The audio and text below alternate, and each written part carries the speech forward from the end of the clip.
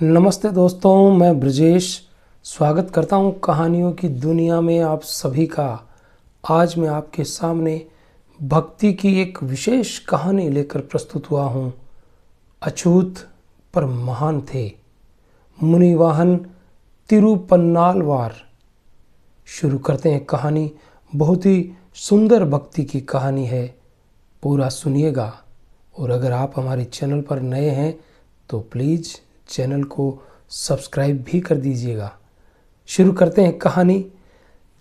तिरुपन्नालवार जाति के अंत्यज माने जाते थे। वे एक धान के खेत में पड़े हुए मिले थे। वहां से उन्हें एक अस्पृश्य पुरुष उठा ले आया था और उसी के द्वारा इनका लालन पालन हुआ। वह अस्पृश्य पुरुष गायन विद्या में बड़ा निपुण था।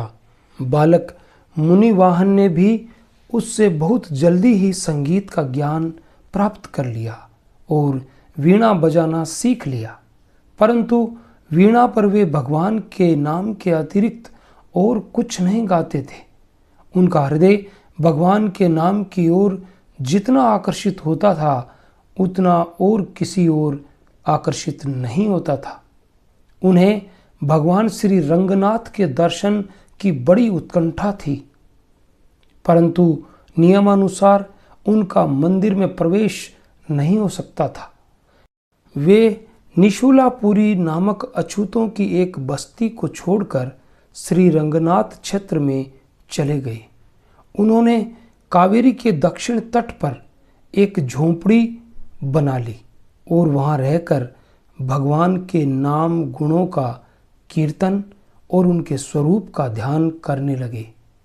उत्सवों के दिनों में जब भगवान श्री रंगनाथ की सवारी निकलती तब वे दूर से ही उनके श्री विग्रह का दर्शन कर लिया करते थे। उस समय उनके हृदय की विचित्र दशा हो जाया करती थी। उनके मन में इस बात की तीव्र अभिलाषा थी कि वे भगवान के मंदिर में जाकर उनका दर्शन करें, किंतु वे विनयी, दीन और सौम्य स्वभाव के थे। अछूत माने जाने के कारण न तो कोई उनके पास जाता था और न वे किसी के पास जाने का साहस करते थे, किंतु वे इसी अवस्था में बड़े सुखी थे। उनके मन में एकमात्र अभिलाषा थी कि जिस किसी भी प्रकार से उन्हें भगवान श्री नारायण के दर्शन प्राप्त हों। नारायण शब्द के अतिरिक्त उनके मुंह से और कोई शब्द नहीं निकलता था। वे मस्त होकर गाया करते थे और कहते, इन नेत्रों ने जब एक बार श्री रंगनाथ के मुखारबिंद का दर्शन कर लिया तो अब उन्हें और कोई वस्तु सुहाती ही नहीं। श्री रंगनाथ ने मेरे हृदय को चुरा लिया है। आहा, उनकी शोभा का क्या वर्णन करूं। उन्होंने मेरे हृदय और मन पर पूरा अधिकार कर लिया है। वे बहुधा श्री रंगजी के मंदिर के समीप चले जाते, परंतु भीतर प्रवेश नहीं करते। वे सवेरे 3 बजे उठते और चुपचाप मंदिर के सामने जाकर उस रास्ते को साफ करते जिस रास्ते से भक्त लोग अपने इष्ट देव का दर्शन करने आया करते थे। एक दिन किसी ब्राह्मण की उन पर दृष्टि पड़ गई, जिससे वे इन पर बहुत बिगड़े और कहा कि तूने अंत्यज होकर मंदिर के समीप आने का साहस क्यों कर किया। परंतु भक्त मुनिवाहन तो इस बात से तनिक भी दुखी नहीं हुए। वे चुपचाप अपनी झोंपड़ी में चले गए और भगवान रंगनाथ का और भी तत्परता के साथ गुणगान करने में लग गए। वे संसार को एकदम भूल गए और उन्हें एक प्रकार की प्रेम समाधि लग गई। इतने में ही एक महात्मा अकस्मात उनकी झोंपड़ी में चले आए। उन्हें देखते ही भक्त मुनिवाहन उनके चरणों पर गिर पड़े। वे सोचने लगे, क्या मैं ये कोई स्वप्न तो नहीं देख रहा हूं। और मारे हर्ष के उनका गला भर आया, वे कुछ बोल न सके। इतने में ही आगंतुक महात्मा बोल उठे, भैया, मैं भगवान श्री रंगनाथ का एक तुच्छ सेवक हूं। मुझे सारंगमा मुनि कहते हैं। भगवान ने मुझे आज्ञा दी है कि तुम मेरे भक्त को कंधे पर चढ़ाकर बड़े आदर पूर्वक मेरे पास ले आओ। इसलिए हे भक्तवर, तुम मेरे कंधे पर चढ़ जाओ और मुझे अपने चरण स्पर्श से कृतार्थ करो। भक्त ने सोचा, आज मैं ये क्या सुन रहा हूं। वे कहने लगे, कहाँ मैं नीच अंत्यज और कहाँ आप उच्च कुल के ब्राह्मण।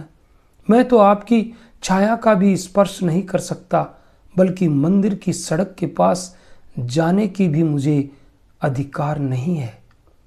फिर मैं आपके कंधे पर सवार होकर श्री रंगनाथ के दर्शन करने जाऊंगा। इससे बढ़कर मेरे लिए पाप की और कौन सी बात हो सकती है प्रभु? आपकी क्या मर्जी है। सारंगमा मुनि ने और भी कुछ न कहकर भक्त को अपने कंधे पर बिठा लिया और वे श्री रंगनाथ जी के मंदिर की ओर चल दिए। आहा, अब भक्त मुनि वाहन के आनंद का क्या ठिकाना। वे भगवान के प्रेम में तन्मय हो गए। सारंगमा मुनि इन्हें कंधे पर चढ़ाकर ले गए। तभी से उनका नाम मुनि वाहन पड़ गया।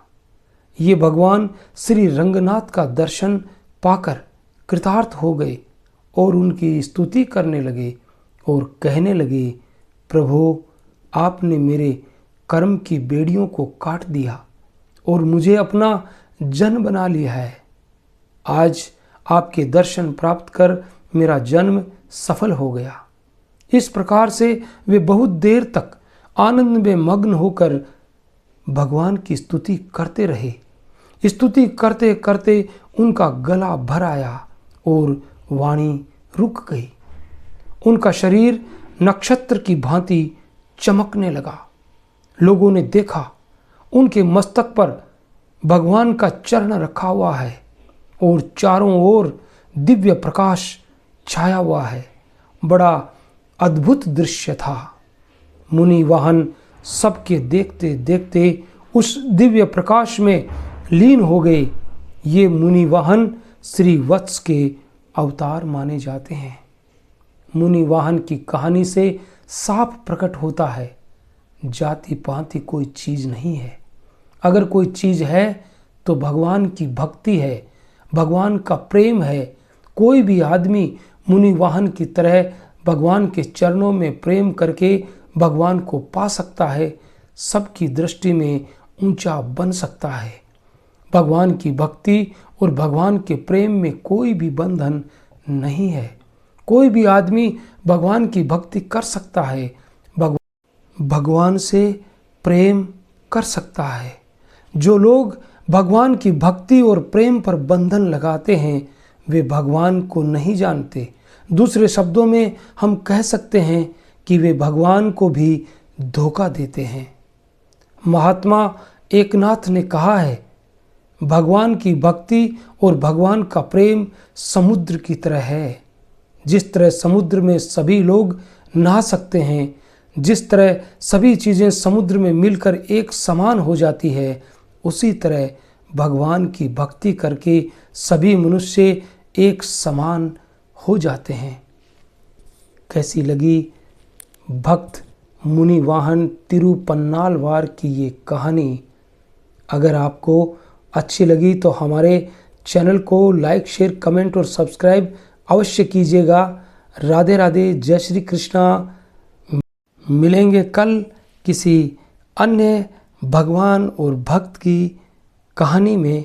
तब तक के लिए all the best. Thanks for watching.